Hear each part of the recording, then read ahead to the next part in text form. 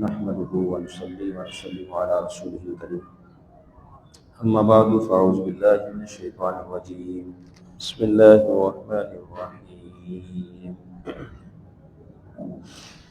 يا أيها الذين آمنوا لا تبطلوا صدقاتكم بالمن والأذى صدق الله العظيم بلغ العلا بكماله كشف الدجى بجماله أسنى جميع بصاله صلوا عليه وآله فإن فضل رسول الله ليس له حد فيعرف عنه ناطق بفمه مولاي صل وسلم دائما أبدا على حبيبك خير الخلق كلهم اللہ جل جلالہ کی حمد و ثنا سرکار فخر کائنات خاتم النبیین احمد مصطفیٰ محمد مصطفیٰ صلی اللہ تعالیٰ علیہ وسلم کی بارگاہ میں ہدیۃ تحفۃ درود و سلام کا نذرانہ پیش کرنے کے بعد رب عز و جل کا فضل کرم اس کی دیوی توفیق سے الحمدللہ ہر اتوار بعد ہمارے ظہور درس قرآن کی اس مقدس بابرکت محفل کا سلسلہ جاری ہے۔ اللہ عز و جل ہم سب کو اس عمل پر استقامت نصیب فرمائے، قرآن مجید کے نور سے ہم سب کے قلب کو منور فرمائے۔ اللہ رب العزت قرآن مجید آیت نمبر 264 سورہ بقرہ تیسرا پارہ ارشاد فرماتا ہے، یا ایھا الذین آمنوا، اے ایمان والو، لا تبطلوا صدقاتکم، اپنے صدقے کو باطل نہ کرو، بالمن والاذی، احسان جتاتے ہوئے اور اذیت پہنچاتے ہوئے، کالذی ينفق مالہ، اس شخص کی طرح جو خرچ کرے اپنے مال کو رعاء الناس، لوگوں کو دکھانے کے لیے، ولا یؤمن باللہ والیوم الآخر، اور اللہ اور قیامت کے دن پر ایمان نہ رکھے، فمثلہ کمثل صفوان، اس کی مثال اس چٹان کی طرح ہے جس پر مٹی ہے، تراب مٹی، فاصابہ وابل، بس اس سے پہنچی تیز بارش، وابل سخت تیز بارش جس میں وزن ہوتا ہے، فترکہ صلدا، تو اس نے چٹیل کر کے چھوڑا، پتھر کر کے چھوڑا، جو کچھ اس کے پاس اوپر تھا سب ختم ہوا، جیسے کچھ ہے ہی نہیں، جیسے کچھ تھا ہی نہیں، اس طرح۔ لا یقدرون علی شیء مما کسبوا، نہیں وہ قدرت رکھتے کسی چیز پر اس میں سے جو انہوں نے کمایا، کس چیز پر کوئی قادر نہیں، جو کمائی تھی ثواب کے اعتبار سے سب ضائع ہو گئی، دکھانے کی وجہ سے، بالمن والاذی، اذیت اور احسان جتانے کی وجہ سے۔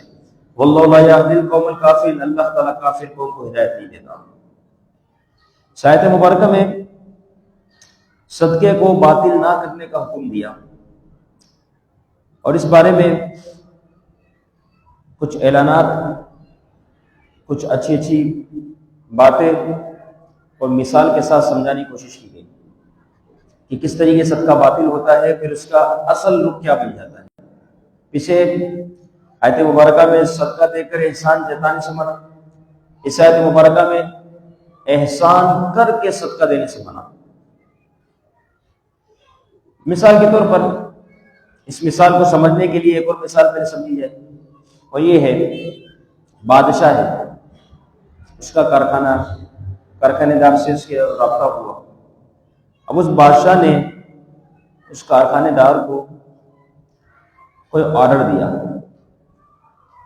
کہ یہ آرڈر ہے ہماری طرف سے، اسے آپ تیار کرو گے، اور جب آرڈر دیا تو اس کے لیے کوئی نمونہ بھی دینا ہوگا، اس نے اس کا نمونہ بھی دے دیا۔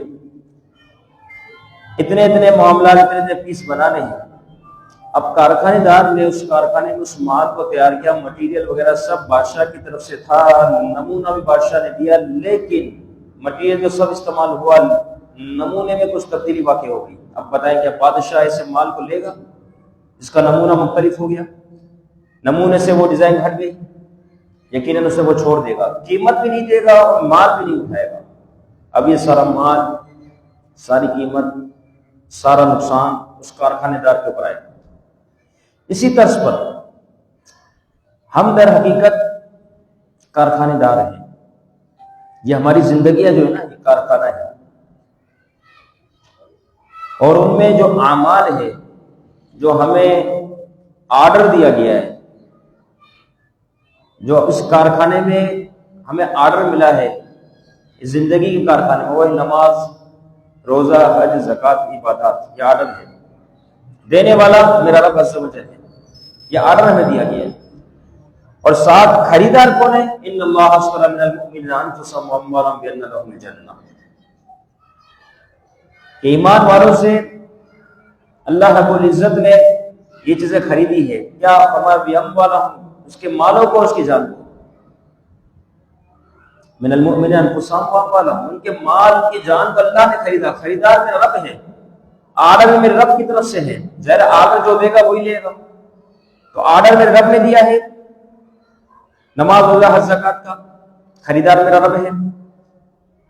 اچھا نمونہ کیا ہے؟ لَقَدْ كَانَ لَكُمْ فِي رَسُولِ اللَّهِ أُسْوَةٌ حَسَنَةٌ، نبی کریم رؤوف الرحیم صلی اللہ تعالی علیہ وسلم کی زندگی تمہارے لیے سب سے بہترین نمونہ ہے. تو نمونہ بھی آ گیا، آرڈر بھی آ گیا، خریدار بھی آ گیا، اور یہ ساری چیزیں آ گئی. تو اب جس کے اعمال، جس کے معاملات جس نمونے کے مطابق ہوں گے وہ قبول ہے رب عز و جل کی بارگاہ میں، اور جس کے اعمال، جس کے معاملات شیطان کی طرز پر ہوں گے وہ اسے منہ پہ مار دی جائیں گے. پھر جس کے اعمال رب عز و جل کی رضا کے مطابق ہو تو اس کے لیے کیا ہے؟ فرمایا بِأَنَّ لَهُمُ الْجَنَّةَ، آرڈر دیا گیا، نمونہ بتا دیا گیا، اور کیا بنانا ہے سب سکھا دیا گیا. اب اس کے بعد جو اس پورے طرز پر نماز روزہ حج زکات عبادات کے مطابق صحیح سمپل رہا، فرمایا بِأَنَّ لَهُمُ الْجَنَّةَ، کیونکہ اس نے اپنے کارخانے میں ہماری مطلب کے مطابق کام کر کے بتایا، ہم اسے اپنی طرف سے جنت عطا فرمائیں گے. تو یہ ہے پورا خلاصہ مال متاع خرچ کرنے کے حوالے سے. بِأَنَّ لَهُمُ الْجَنَّةَ، اس شخص کے لیے جو ہے وہ جنت ہے. اب اگر یوں دیکھا جائے صدقہ مانا صدق، صدق سے بنا مانا سچائی.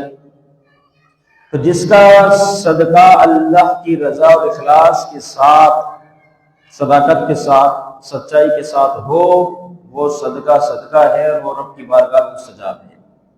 اور جس کا صدقہ صدق، سچائی، صداقت پر نہ ہو تو وہ صدقہ ہے ہی نہیں، وہ تو دکھاوا ہے. اسی طرح صدقے میں 4 حرف ہیں، سواد، دال، خوف اور ہا. سواد مانا روکنا، بے شمار برائی کو روکتا ہے. دال کا مانا دلالت، رہنمائی کرتا ہے، بندہ اس کی وجہ سے نیکوکار بنتا ہے، عبادت گزار بنتا ہے. خوف مانا قرب الی اللہ، اللہ کا قرب حاصل کرتا ہے. اور آخر میں ہا مانا ہدایت، اس کے ذریعے اللہ تعالیٰ بندوں کو ہدایت عطا فرماتا ہے. یہ صدقہ ہے، اس کے 4 حرف ہے. لیکن بات وہی ہے، جس نے لوگوں کے دکھانے کے لیے کیا اس کے اعمال میں برباد ہے. اسی طرح اس کے فوائد بھی ہیں مزید. وہ 4 فائدے یہ ہیں کہ صدقہ نقصان ہونے سے، چوری ہونے سے بچاتا ہے. اسی طرح صدقہ جو ہے نیکی کی طرف رہنمائی کرتا ہے. صدقہ رب سے قریب تر کر دیتا ہے، اور صدقہ جنت کی طرف ہدایت دیتا ہے. اور یہ صدقہ جب بندہ ادا کرتا ہے، لا تبطلوا صدقاتکم، باطل نہ کرو. اب جس نے باطل نہ کیا، صحیح سمپل ادا کیا، اب صدقہ یہاں سے نکلا وہاں فقیر تک پہنچا، پہنچنے کے بعد صدقہ بھی کچھ اعلان کرتا ہے، صدقہ بھی کچھ کہتا ہے. صدقہ کہتا ہے جیسے وہ فقیر تک پہنچا کہ دینے والے میں تو بہت قلیل تھا، تو نے اللہ کی راہ میں اخلاص کے ساتھ خرچ کر کے مجھے کثیر بنا ڈالا. اسی طریقے سے صدقہ کہتا ہے میں تو بہت زیادہ فقیر تھا، تو نے اللہ کی راہ میں خرچ کر کے مجھے عظیم بنا دیا. اسی طرح صدقہ کہتا ہے میں تو فانی تھا، ختم ہونے والی شے، تو نے اللہ کی راہ میں خرچ کر کے مجھے باقی بنا دیا. اسی طرح یہ صدقہ کہتا ہے میں تو دنیا کی حقیر دولت تھا، تو نے اخلاص کے ساتھ رب عز و جل کی بارگاہ میں پہنچا کر مجھے دائماً آباداً آخرت کی نعمت بنا دیا. برکت ہی برکت ہے. آپ سوچیں کتنا فائدہ ہو رہا ہے یہ. لیکن ہر حال میں شرط ایک ریا ناس، لوگوں کا دکھاوا نہ ہو. اگر لوگوں کا دکھاوا ہے تو پھر وہ جیسے مثال اللہ رب العزت نے ارشاد فرمائی کہ پتھر ہے، اس کی کیا اپنی حیثیت ہے. اب اس پہ تیز مٹی ہے اس کے اوپر تیز بارش آئے، وہاں بھی پتھر ہے، مٹی اس کے اوپر، اب مٹی بظاہر نظر آ رہی ہو، مٹی کافی ساری اس کے اوپر، تیز بارش اگر آتی ہے تو کیا اس مٹی کو باقی چھوڑتی ہے؟ پتھر بالکل اصل حالت پر آ گیا۔ فرمایا دکھاوے سے دینے والے کا بھی یہ حال ہے کہ اللہ کی راہ میں سے نے دیا صحیح، لیکن دکھاوا لوگوں کو دکھانے کے لیے، یا تشریح ہے، یا پھر یہ ہے کہ اذیت دیتے ہوئے پھر اس کو دیا، تو اس کا کتنا بڑا نقصان ہوا کہ جس طریقے سے یہ پتھر پر مٹی تھی، بارش ہے، اب پتھر پہلی والی حالت پر آ گیا، اس میں جیسے کچھ تھا ہی نہیں۔ اسی طرح اس بندے نے اللہ کی رضا میں اخلاص کے ساتھ نہ دیا، لوگوں کو دکھانے کے لیے دیا، اب اس کا حال بھی ایسا ہی جیسے اس نے کچھ دیا ہی نہیں، مال بھی گیا، پیسہ بھی گیا، ساتھ ہی ساتھ ثواب سے بھی گیا۔ اسی حوالے سے گزشتہ درس میں بڑی تفصیل سے ہمارا کلام ہوا تھا، تو لہٰذا اخلاص کر دیا جائے، کیونکہ ریاکاری ہر چیز کو برباد کرتی ہے۔ بروز محشر حدیث مبارکہ میں ہے، اللہ رب العزت کی بارگاہ میں شہید کو لا جائے گا، شہید پہنچے گا، اس کے بعد میرا رب فرمائے گا یہ تجھے میں نے نعمت عطا کی، شہید کہے گا ہاں میرا رب تو سچا ہے، تو نے مجھے اتنی نعمت دی۔ میرا رب فرمائے گا تو نے کیا کیا؟ وہ کہے گا اے اللہ میں تیری راہ میں شہید ہو کر آیا، تیری راہ میں دین کی سربلندی کے لیے، تیرے نام کو بلند کرنے کے لیے شہید ہوا۔ میرا رب فرمائے گا تو جھوٹا ہے، تو شہید اس لیے ہوا تھا کہ لوگ تجھے شہید کہیں، لوگوں کے دکھاوے کے لیے، لوگوں کو بتانے کے لیے، بتا میرے لیے کیا لایا۔ پھر فرشتوں کو حکم ہوگا پکڑو اسے اور گھسیٹ کر جہنم کو سپرد کر۔ ریاکاری، جان بھی دی لیکن ریاکاری کی غرض پر، کیا فائدہ؟ اسی طریقے سے عالم کو لایا جائے گا، قاری کو لایا جائے گا، وہ کہ اللہ ہم تو صبح و شام قرآن پڑھتے تھے، پڑھاتے تھے، علم دین سیکھتے تھے، سکھاتے تھے، ذرا رب انہیں بھی نعمتیں بتائے گا کہ میں نے تجھے یہ نعمتیں دی، وہ کہے گا اے اللہ میں پہچان لیا تو نے نعمتیں دی ہمیں۔ میرا رب فرمائے گا تو نے نعمتوں کے بس کیا کیا؟ وہ کہیں گے ہم نے قرآن پڑھایا، علم دین سکھایا۔ میرا رب فرمائے گا تم جھوٹے ہو، تم نے یہ اس لیے کیا تھا کہ تمہیں لوگ قاری کہے، تمہیں لوگ حافظ کہے، تمہیں لوگ عالم کہے، سو دنیا میں تمہیں لوگوں نے کہہ دیا، بتا میرے لیے کیا لایا، میرے لیے کیا لایا؟ اصل بات تو یہ ہے نا، میرے پاس کیا آنا تھا؟ اخلاص، وہی آنا تھا، وہ تو کر نہ سکا۔ فرشتوں کو حکم سے پکڑو جہنم پہ اس کو سپرد کر۔ آخری بات جو اس آیت مبارکہ کہتے ہیں، مالدار سخی سے لایا جائے گا۔ میرا رب فرمائے گا پہچان ان نعمتوں کو جو میں نے تجھے دی، صبح و شام جو تو خرچ کرتا تھا، دینے والا میں ہی تھا، پہچان، وہ فوراً پہچان لے گا اللہ حقیقتاً ایسا ہی ہے، تو نے مجھے نعمت دی، میں نے اس کو تیری راہ میں خرچ کیا۔ میرا رب فرمائے گا تو جھوٹا ہے، تو نے میرے لیے کیا کام کیا، میرے لیے کیا عمل کیا؟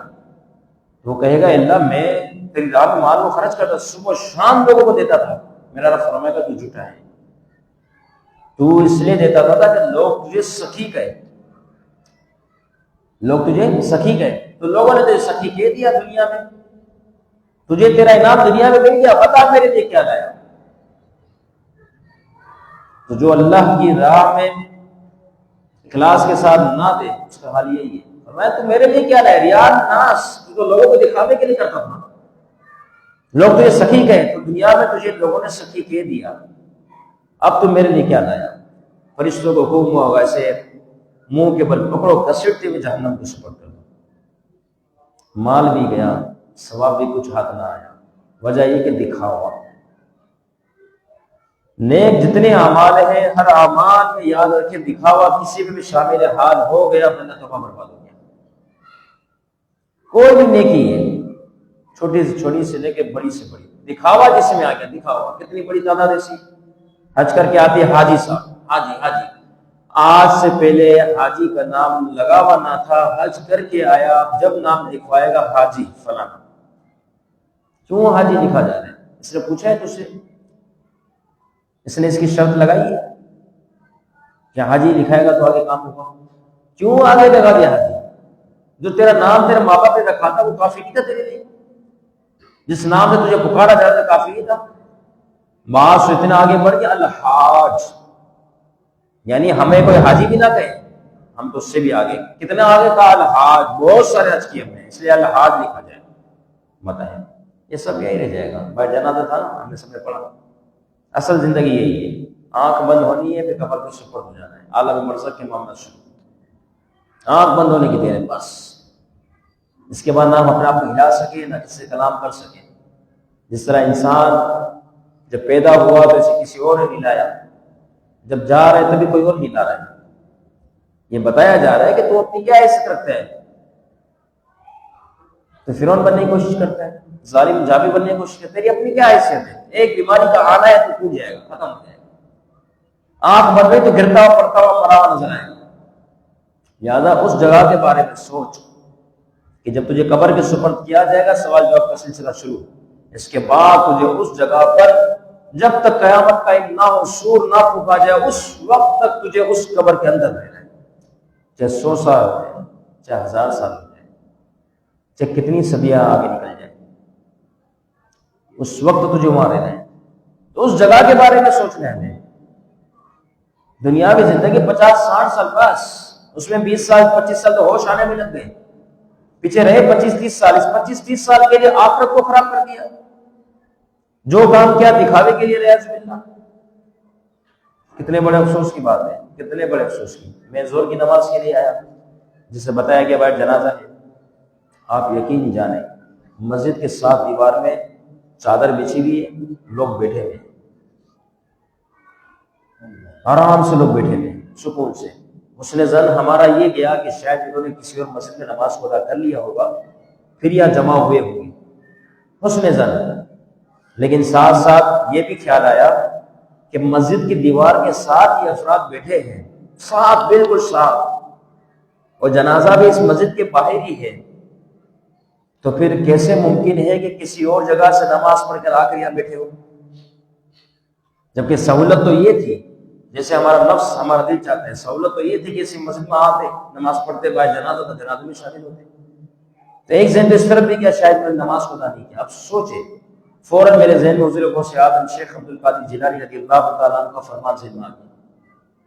ایک موقع تھا، حضور غوث اعظم نماز پڑھانے مسجد کی طرف جا رہے تھے. ایک شخص کو دیکھا باہر موجود ہے، کھڑا ہوا مسجد کے باہر، مسجد میں نہیں آیا. آپ نماز پڑھا کے فارغ دوبارہ گئے، دیکھا وہ شخص اسی جگہ پر موجود ہے. آپ نے اس کو بڑے جلال پن میں آتے ہوئے فرمایا، آپ نے فرمایا تو بڑا بہادر ہے. جیسے آپ نے فرمایا نا، اس نے آپ کے قدم پکڑ لیے.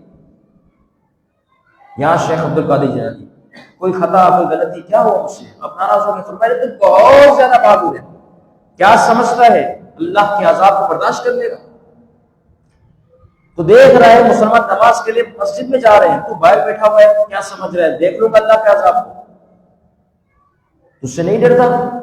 تیری ہمت کیسے ہوئی کہ مسجد میں اس جگہ پر آتے ہو، مسجد کے باہر تو بیٹھا رہا، تو مسجد میں نماز پڑھنے کے لیے نہیں ہے؟ اتنا بہادر ہو گیا. اور آج کیا حالات ہے آپ کے سامنے ہی ہے. ہم آپ ہی جنازے میں رہے ہیں، ہمیں پتہ ہے اس کو قبر کے اندر اتار دیا جائے گا. جسے باہر میں نے دعا کی بات کی کہ بزرگ کا فرمان بالکل واضح ہے، جس کا دل زندہ ہونا، دل یاد رکھنا، جس کا دل زندہ ہو تو فرمایا اس کے لیے قبر اور یہ میت سب سے بڑی جو ہے، سب سے بڑی واعظ بھی ہے، نصیحت بھی ہے، عبرت بھی ہے، سب سے بڑی، جس کا دل زندہ ہو. یہاں تو میت والا معاملہ ہے اور لوگ نماز کی طرف ہی نہیں آ رہے. چٹائی میں بیٹھنا پسند کیا، مسجد میں نماز پڑھنے نہیں آ رہے. وہ فرمان جس کا دل زندہ ہو اس کے لیے نصیحت ہے، جس کا دل مردہ ہو اس کے بارے میں کیا بات کی جائے گی؟ کتنا بحث ہو گیا مسلمان. اب سوچے تو صحیح کہ میت ہے، میت جنازہ قبرستان کے سپرد، قبر کو اتارنا ہے، ہمیں پرواہ نہیں. ہم بلا خوف و خطر بیٹھے ہیں، جیسے ہمیں اس راہ سے گزرنا ہی نہیں ہے، اس راہ کی طرف ہمیں جانا ہی نہیں ہے. نیا سمجھنا کتنے بہادر ہوتے، کتنے بہادر. سوچے الامان و نفیز. اللہ رب العزت ہمیں اخلاص والی عبادت نصیب فرمائے اور ہر کام صرف ہمیں اللہ رب العزت اپنی رضا کے لیے کرنا نصیب فرمائے. وما علینا الا البلاغ. الحمد للہ رب العالمین.